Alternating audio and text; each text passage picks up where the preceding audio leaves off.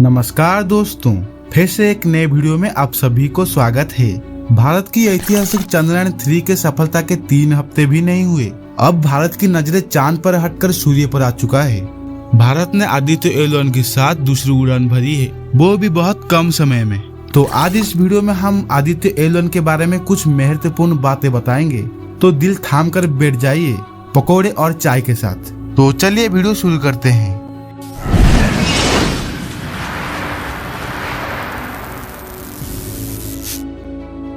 Aditya L1 Bharat का पहला सूर्य mission. इसके जरिए हम सूर्य के बारे में कुछ महत्वपूर्ण वैज्ञानिक डाटा को कलेक्ट कर सकते हैं। वैज्ञानिकों का उद्देश्य सूर्य के कई पहलुओं को गहरे रूप से जानना है।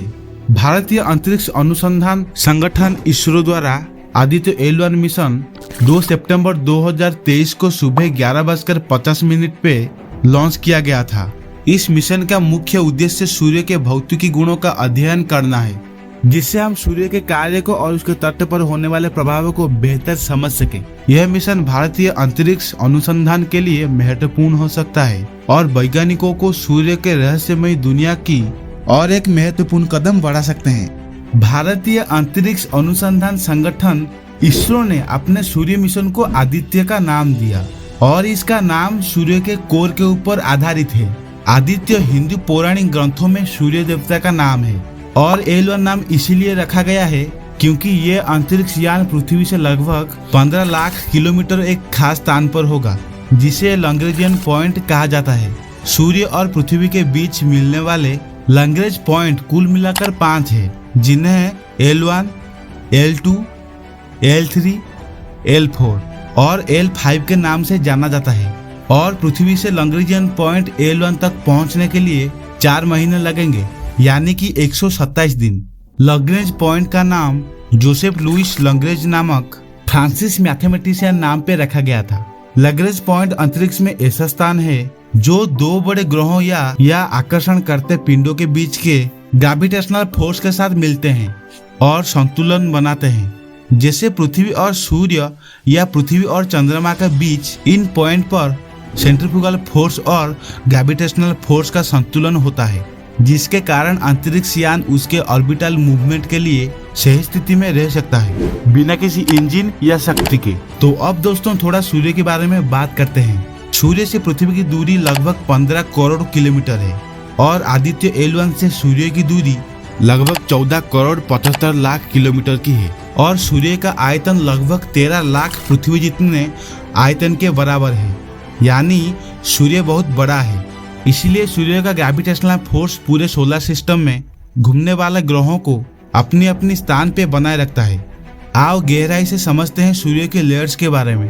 कोर, सूर्य का कोर सबसे इंटरनल लेयर है और यहाँ पर हाइड्रोजन और हीलियम गैसेस को एनर्जी में कन्वर्ट किया जाता है। इस प्रक्रिया में बेहद गर्मी और ऊर्जा उत्पन्न होती है। कोर का टेम्परेचर 15 मिलियन डिग्री सेल्सियस तक जा सकता है। यहाँ धरती पे 60 डिग्री सेल्सियस में हमारा जीना मुश्किल हो जाता है और रही 1.5 करोड़ की सेल्सियस डिग्री गर्मी, तो वो हमारे कल्पना से बाहर है। और उसके बाद आता है रेडिएटिव जोन। कोर के बाहर प्रकाशनीय क्षेत्र होता है जहाँ ऊर्जा फोटोन के माध्यम से बाहर जाती है। उसके बाद कन्वेक्टिव जोन।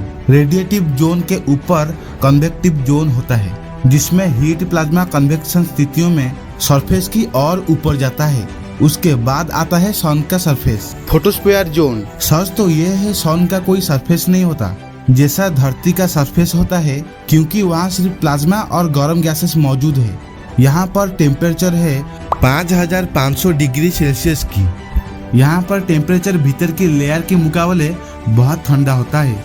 इसके बाद आता है क्रोमोस्फीयर जोन, जो सूर्य की सरफेस के बाहर थोड़ी गैसेस की लेयर है और ये लाल रंग की होता है और सूर्य ग्रहण के समय दिखाई देती है। और यहाँ पर टेम्परेचर बढ़ने लगता है, तकरीबन 6000 डिग्री सेल्सियस से लेकर 20000 डिग्री सेल्सियस तक जाता है।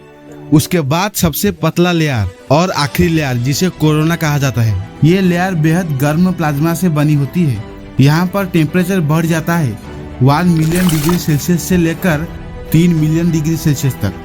दोस्तों आदित्य एल1 का मिशन है ये 3 लेयर को स्टडी करना: फोटोस्फीयर, क्रोमोस्फीयर, कोरोना।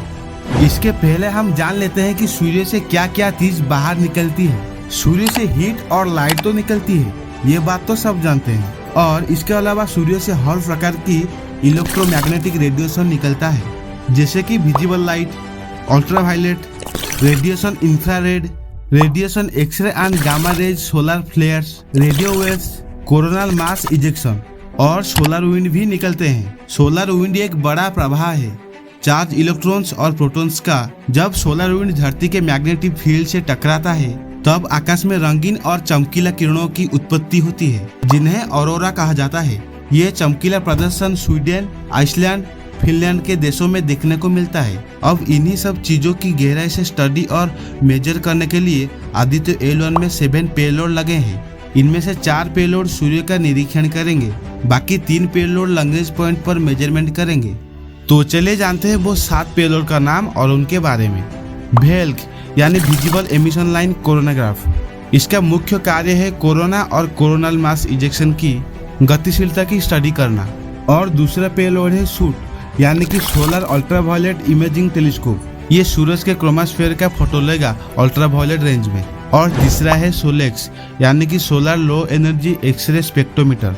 और चौथा है L1 OS यानी कि high energy L1 orbiting x ray spectrometer. ये दोनों सूर्य से निकलने वाली सोलर फ्लेयर की स्टडी करेंगे। और पांचवा है ASPEX Aditya solar wind particle experiment. और छठा है पापा यानी कि plasma analyser package for Aditya. ये दोनों मिलकर सोलर विंड का स्टडी करेंगे, इसीलिए इनको डिजाइन किया गया है। और लास्ट है यानी कि 7वां मैग्नेटोमीटर। इसका काम है L1 पर आने वाले मैग्नेटिक फील्ड को मेजर करना। इन्हीं सब पेलोड सन को ठीक से समझने के लिए डिजाइन किया हुआ है। सूर्य को तो धरती पर बैठकर स्टडी नहीं किया जा सकता। सूर्य को स्टडी करने के लिए उसका थोड़ा पास जाना पड़ेगा, जहाँ पर बिना कोई नुकसान के हम ठीक से सूर्य की रहस्यमय दुनिया को जान सके। इसलिए आदित्य L1 मिशन बहुत महत्वपूर्ण है। तो आशा करता हूँ आप सब समझ गए होंगे। तो मिलते हैं किसी दूसरे शानदार वीडियो में, तब तक टाटा बाय बाय।